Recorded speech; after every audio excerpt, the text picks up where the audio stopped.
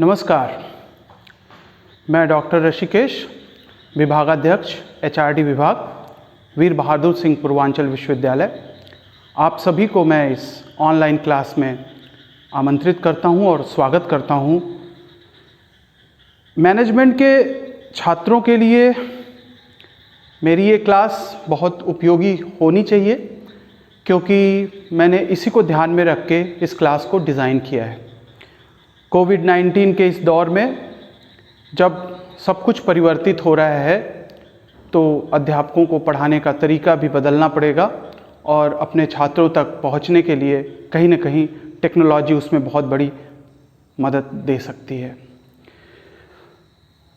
वैसे तो विषय बहुत सारे हैं मैनेजमेंट में जिसमें बात की जा सकती है, और मैं चूँकि आज पहली बार ऑनलाइन क्लास के माध्यम से समस्त मैनेजमेंट के विद्यार्थियों से मुखातिब हो रहा हूँ, पहली बार मैं उन तक अपनी बात कह के पहुँचाना चाह रहा हूँ, एक क्लास के माध्यम से पहुँचाना चाह रहा हूँ, क्योंकि जो क्लास में पढ़ाया जाता है और जो क्लास का वातावरण होता है वो शायद ऑनलाइन क्लास के वातावरण से बिल्कुल भिन्न होता है। ऑनलाइन क्लास में हम बहुत ही प्रत्यक्ष होते हैं और बहुत ही वन टू वन कन्वर्सेशन होता है, डायरेक्ट कन्वर्सेशन होता है। हम छात्रों को बहुत ही समीप से देख रहे होते हैं। इस समय मैं जो भी लेक्चर दे रहा हूँ, मुझे उसके बारे में कोई फीडबैक नहीं है कि लोगों को कैसा लग रहा है। फिर भी मैं उम्मीद करता हूँ और फिर भी मैं ये कोशिश करूँगा कि मैं अपनी जो भी बात कहूँ वो बहुत ही स्पष्ट हो और ऐसी हो जो कि किसी भी वक्त आप उसको सुने समझें तो आपको वो अच्छी लगे। तो मैंने आज जो विषय चुना है वो विषय है पर्सनालिटी। पर्सनालिटी व्यक्तित्व को कहते हैं और ये बहुत ही इम्पॉर्टेंट पैरामीटर होता है मैनेजमेंट के स्टूडेंट के लिए, क्योंकि मैनेजमेंट का स्टूडेंट बहुत ही ज़रूरी होता है कि उसको दोनों तरह की स्किल को वो पोजेस करे। पहला वो हार्ड स्किल, जो उसका फिजिकल अपीयरेंस है, उसकी ड्रेसिंग सेंस है, उसकी बात करने का लहजा है, वो बहुत सारी चीज़ों को पोजेस करता है हार्ड स्किल में। और दूसरी सॉफ्ट स्किल जो कि उसका कम्युनिकेशन स्किल है। तो इसी परिप्रेक्ष्य में इसी बात को ध्यान में रख के मैं यहाँ पे अपनी बातें रखना चाह रहा हूँ, कहना चाह रहा हूँ। तो सबसे पहले एक डेफिनीशन पे आते हैं कि पर्सनालिटी को हम कैसे डिफ़ाइन करें, पर्सनालिटी को हम कैसे कहें कि हाँ ये एक परिभाषा है पर्सनालिटी की, जहाँ पे हम पर्सनालिटी को इन टोटलिटी समझ सकते हैं। मैंने एक खुद का एक कंपोनेंट डेवलप किया है। मुझे लगता है in totality personality is the combination of 4 appearances. First, your physical appearance, second your social appearance, third your emotional appearance, and fourth and last very important appearance is spiritual appearance. Physical appearance mostly हम personality को ज़्यादातर यही मान के चलते हैं कि if someone is looking tall, if someone is looking fair, if someone is looking black, तो that is the first impression of any person. वो एक पहला impression होता है किसी व्यक्ति को जानने का, जहाँ पे हम किसी व्यक्ति को जानते हैं कि वो लंबा है, छोटा है, मोटा है, गोरा है, काला है, टकला है, जो भी उसकी एक कैरेक्टरिस्टिक्स है वो उसके फिजिकल कैरेक्टरिस्टिक्स से आता है। और वो बहुत ही इम्पॉर्टेंट पैरामीटर होता है, क्योंकि मैनेजमेंट के स्टूडेंट्स को जो बातें बताई जाती हैं उनको बीइंग प्रेजेंटेबल बनाया जाता है, यानी कि आप प्रस्तुत करने योग्य हो। आपका स्टफ चाहे जो कुछ भी हो, आपके अंदर क्वालिटी, आपके अंदर टैलेंट, आपके अंदर कॉम्पिटेंसी कुछ भी हो सकती है, लेकिन जो आपका प्रेजेंट करने का तरीका है वो आपके कम्युनिकेशन से पता चलता है। तो पर्सनालिटी को पहला जो पैरामीटर है, पहला जो आधार है वो है उसका फिजिकल अपीयरेंस। उसकी फिजिक कैसी है, उसका बिल्ड कैसा है, वो भी अब हमारे हाथ में है। जैसा कि आप सभी लोग जानते हैं कि आजकल कोविड-19 के दौर में जिन लोगों की रेजिस्टेंस पावर अच्छी है वो शायद इसको अच्छे से झेल पा रहे हैं, उसको अच्छे से फेस कर पा रहे हैं। लेकिन जिनकी रेजिस्टेंस पावर अच्छी नहीं है, जिन्होंने अपने भगवान ने हमें चाहे जैसा भी बनाया, लंबा बनाया, छोटा बनाया, गोरा बनाया, बहुत सारी ट्रेट्स जो होती है वो हमें फोर फादर्स से मिलती है, वो हमें अपने फादर से मिलती है, मदर से मिलती है। तो कोई भी कैरेक्टरिस्टिक्स, दो तरह की कैरेक्टरिस्टिक्स हम पोजेस करते हैं, एक होती है लर्न कैरेक्टरिस्टिक्स और दूसरा होता है इनहेरिटेड कैरेक्टरिस्टिक्स।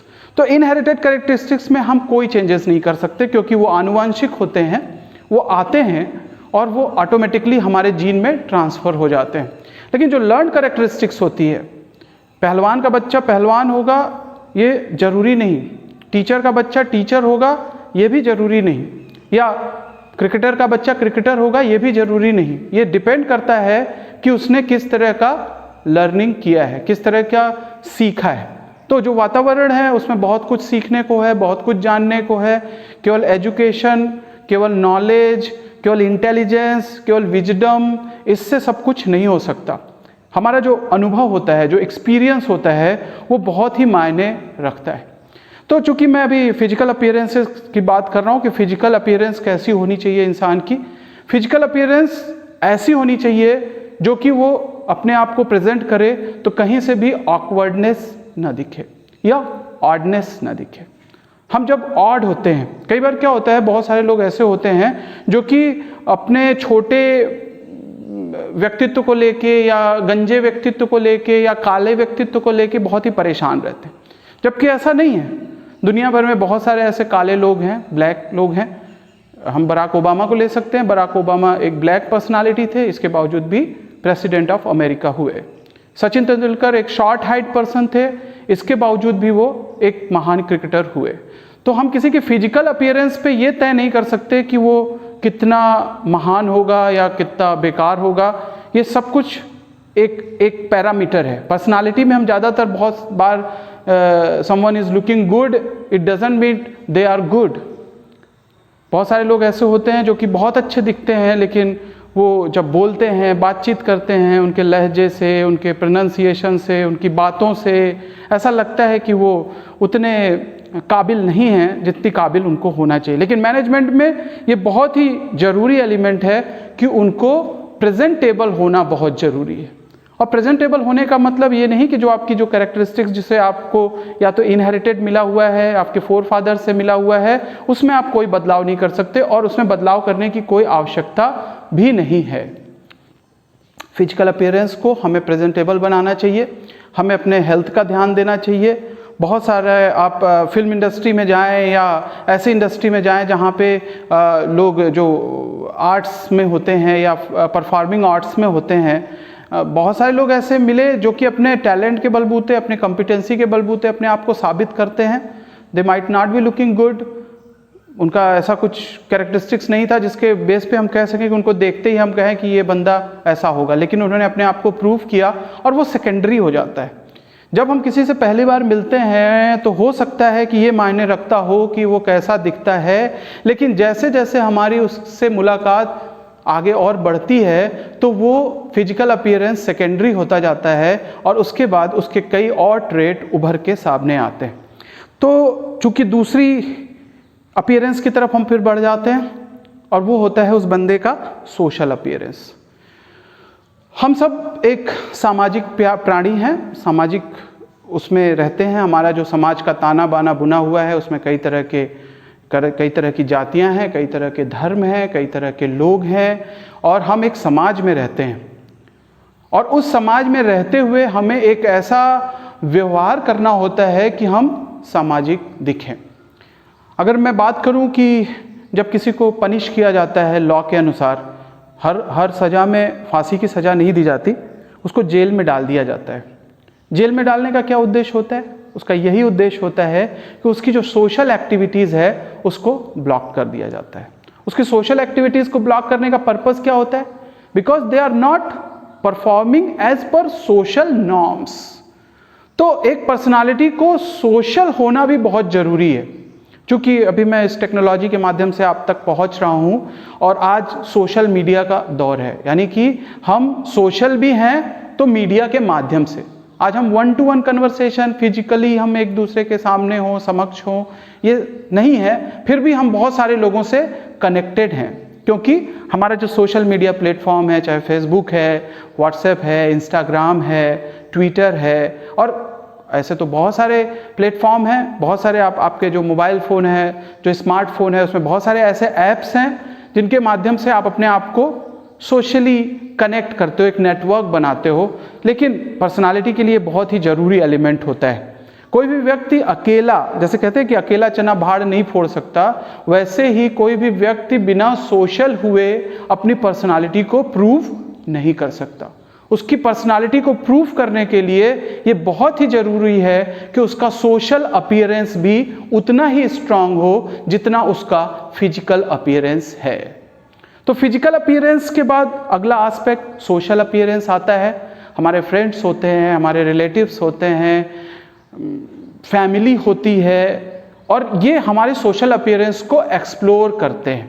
बहुत सारे लोगों को आजकल के समय में, ये कोविड-19 का समय बहुत ही ऐसा दौर है जिसमें लोगों की जो मानसिक स्थिति है वो बहुत अच्छी नहीं है, और उन लोगों की तो बहुत ही ज़्यादा खराब है जो सोशली एक दूसरे से नहीं मिलते। काम का इतना ज़्यादा प्रेशर है, काम का इतना ज़्यादा वो बिजी हैं, वो इतने ज़्यादा मैकेनिकल हो चुके हैं कि उनकी लाइफ में शायद सोशल होना उतना संभव नहीं है। लेकिन ये बहुत ही इंपॉर्टेंट एस्पेक्ट है पर्सनालिटी के लिए। अगर आप इन टोटलिटी पर्सनालिटी को डेवलप करना चाहते हैं, इन टोटलिटी पर्सनालिटी को एक ऐसा एक प्रॉपर एलिमेंट से जोड़ना चाहते हैं, तो आपको पर्सनालिटी में सोशल अपीयरेंस को ऐड करना पड़ेगा। अगर आपने सोशल अपीयरेंस को अपनी पर्सनालिटी में ऐड नहीं किया, इसका मतलब कि आपने अपनी पर्सनालिटी में कुछ चीज़ें मिस कर दी। काम बिना इसके भी हो जाएगा, लेकिन मैंने बोला ना, इन टोटलिटी 100%, अगर आपके अंदर 100% नहीं है तो आप टोटल नहीं हैं। काम तो 60% पे भी चलेगा, 30% पे भी चलेगा, 50% पे भी चलेगा, लेकिन इन टोटल